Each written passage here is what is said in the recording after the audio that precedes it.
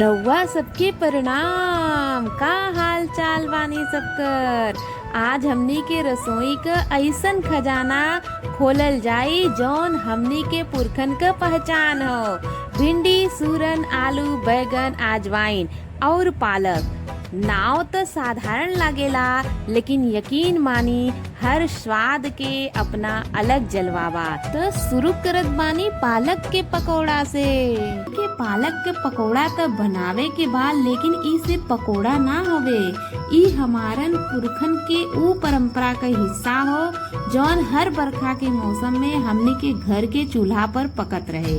पालक के खेत से ताजा तोड़ के ओकरा में बेसन का सोंधापन और मसाला का जादू मिलावे के कला हमनी के दादी नानी के हाथ में रहे।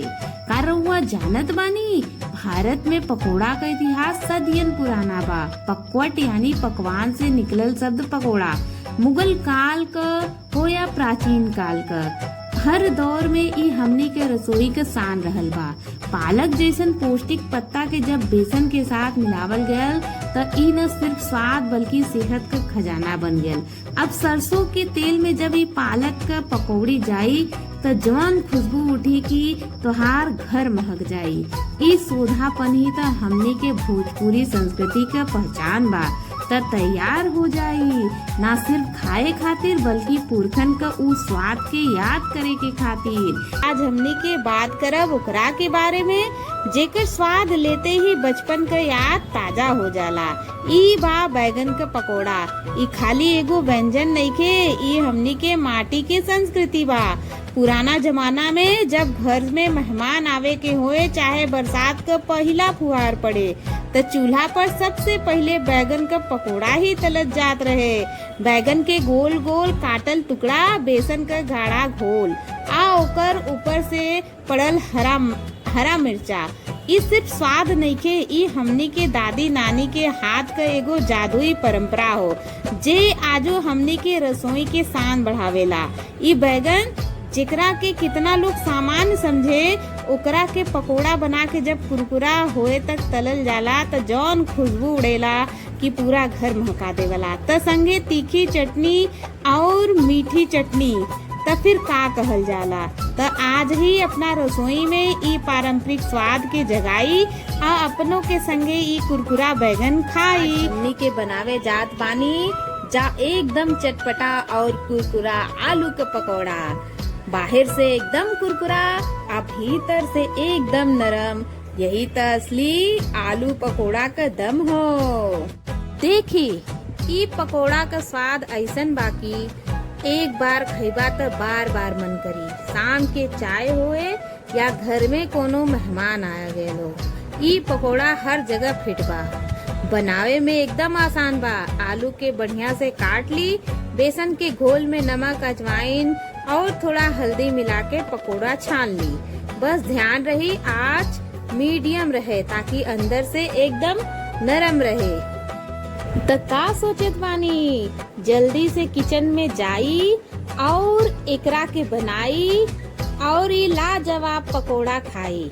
ऐसन चटपटा रेसिपी खातिर हमने के फॉलो जरूर करी। आज हमने के अपना पुरखन के रसोई से एगो ऐसन रेसिपी निकाल के लेके आइल बानी जेकर स्वाद हमनी के माटी से जुड़ल बा। भिंडी के पकौड़ा जेकर चर्चा हमनी के बरसों से सुनत आवत रहल बानी। ई भिंडी सिर्फ एगो सब्जी ना हवे, ई हमनी के खेती बाड़ी और सादगी भरा जीवन का प्रतीक हो जेकर इतिहास हमनी के दादी नानी के हाथ के स्वाद से जुड़ल बा। जैसे उनकर हाथ से बनावल पकोड़ा का कुरकुरापन और स्वाद आज के बनावटी खाना में कहाँ मिलला। ई पकोड़ा का सुनहरा रंग हमनी के खेत के हरियाली के याद दिलावेला। ई पकोड़ा सिर्फ पेट ना भरेला, बलुक हमनी के पुरखन के स्वाद और प्यार के पीढ़ी तक पहुँचावे का काम करला। ली तैयार बा हमनी के परंपरा का स्वाद। यह तो बा हमनी के माटी का महानता जौन साधारण चीज के भी खास बना देला। तो रउआ लोग बनावत बानी, बहुत सुहाना बा। और ऐसने मौसम में तो हो जाए अजवाइन का गर्मा गर्म पकोड़ा। ई बा अजवाइन का पत्ता। का देखत बानी, ई देख के अगर मुंह में पानी आ जात होए तो ई पकोड़ा सिर्फ कुरकुरा ना बल्कि अंदर से भी जो सूदी महक आवेला वही असली जादू बा। बेसन के घोल में अजवाइन के तड़का और बारीक कटल हरी मिर्च सब मिला के एकदम बेजोड़, ऊपर से क्रिस्पी और अंदर से नरम और मुलायम। एकरा के साथे हरी चटनी या लाल मिर्च के चटनी के साथ खइबा तो रउआ दूसरा कुछ खाना भूल जाइबा। ई न सिर्फ स्वादिष्ट बा बल्कि अजवाइन के कारण पेट खातिर भी बहुत फायदेमंद बा। तो अब का सोचत बानी, रसोई में जाई, बेसन फेटी और जल्दी से ही टेस्टी पकोड़ा बना के परिवार सब लोगन के खिलाई। विश्वास करी ई बहुत अच्छा हो।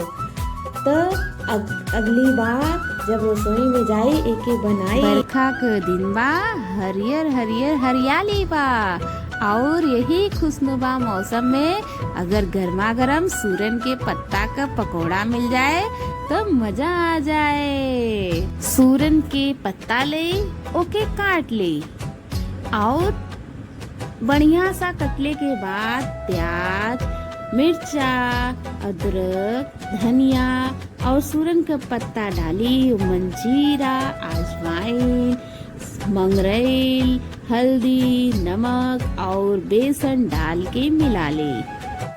सूरन में भरपूर फाइबर होला जो पाचन क्रिया के दुरुस्त रखे में मदद करेला। ई एंटीऑक्सीडेंट से भरपूर होला।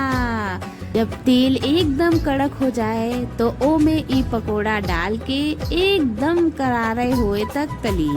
ई सुनहरी सुनहरी पकोड़ा जब रवा के प्लेट में सजी तो साथ में धनिया का चटनी और गर्मा गर्म चाय होए तो समझी कि शाम बन गेल। एकरा के खेले के बाद रउआ के बाजार के पकोड़ा भूल जाई। ई हमार वादा बा। त रउआ लोग देखत का बानी, जल्दी से किचन में जाई, सूरन के पत्ता मंगवाई और आज ही बनाई। तो रउआ सबके इमन से कौन पकौड़ी ज्यादा पसंद आयल कमेंट में जरूर बताई। धन्यवाद।